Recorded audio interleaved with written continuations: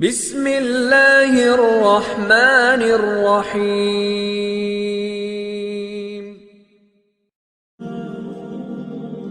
یہ سارا مضمون میں اس کی صحبت سے سمجھا ہوں، کتابوں سے نہیں سمجھا۔ مجھے کتابیں زبانی یاد تھیں، میں کتابوں کا حافظ تھا، لیکن اللہ کی قسم میں مضمون کتابوں سے نہیں سمجھا۔ یہ میں اس بندے کی صحبت سے سمجھا کہ اخلاق سیکھنے پڑتے ہیں۔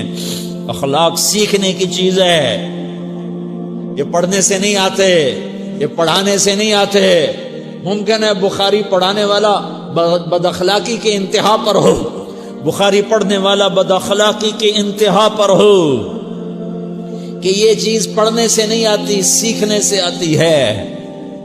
پڑھا، کتابیں زبانی یاد کی، چٹائیوں کے ساتھ سل کے بیٹھ کے پڑھا، نہیں سمجھ میں آئے، ایک ہستی کو دیکھا، ایک اخلاق والے کو دیکھا، اس کے ساتھ چند صبحیں گزریں، چند شامیں گزریں جو میری زندگی کا سب سے قیمتی اثاثہ ہیں، تو پھر مجھے پتا چلا کہ اخلاق کسے کہتے ہیں، اور اخلاق بھی سیکھنے کی چیز ہے، اور اخلاق ہی انسانیت کا نام ہے۔ بد اخلاقی ہے تو ہوگی، تم وقت کے جنید بغدادی ہو گئے، بڑے بڑے مجاہدوں والے اور بڑے بڑے عبادات والے، بڑے بڑے عبادات کے قطب مینار، اللہ کی قسم تمہاری گرد نہیں چھو سکتے، تمہاری گرد کو نہیں پا سکتے۔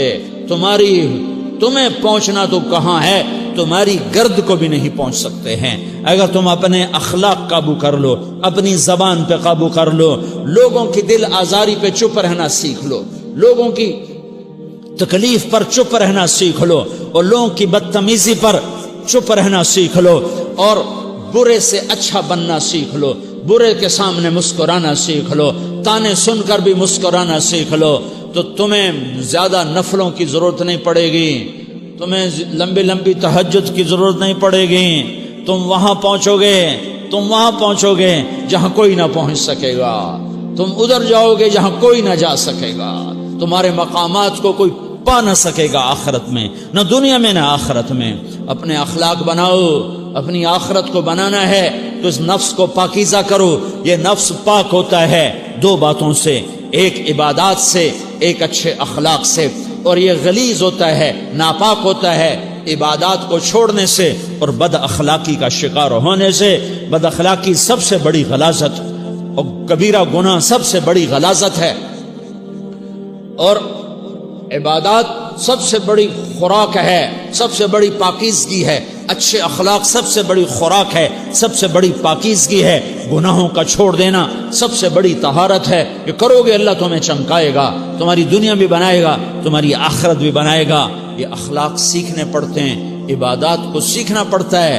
اللہ کے راستے میں جاؤ، اللہ کے راستے میں پھرو، اور اپنے اخلاق بھی بناؤ، اپنا ایمان بھی بناؤ، اپنے کردار کو بھی بناؤ، اور مرتے دم تک یہ محنت کرتے رہو،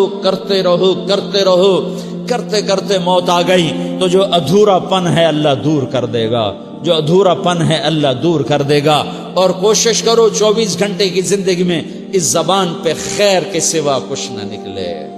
تم بے شک فرض نماز پڑھو، تسبیحات مسنونہ پڑھو، تو لمبے ذکر نہ کرو، لمبے قرآن نہ پڑھو، زبان کو بند کرنا سیکھ لو، اسے ہونٹوں تلے، اسے دانتوں تلے دبانا سیکھ لو، یہ ہونٹوں کے در بند کرنا سیکھ لو۔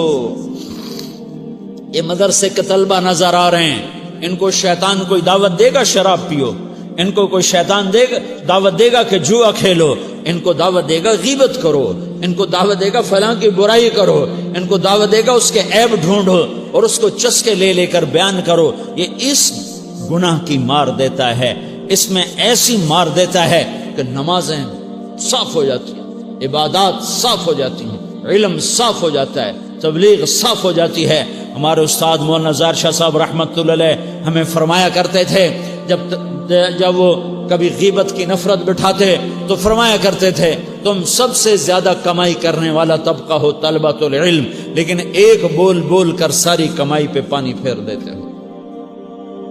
تو میرے بھائیوں، چاہے دین والے ہو، چاہے دنیا والے ہو، مدرسے والے ہو، کالج والے ہو، ایک عبادت کو بناؤ، ایک اپنے اخلاق کو بناؤ، تو اللہ تمہارے ساتھ ہے، دنیا بھی تمہاری ہے، آخرت بھی تمہاری ہے۔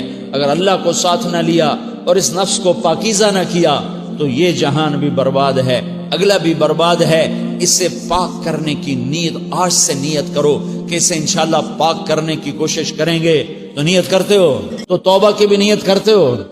تو کہو یا اللہ میری توبہ،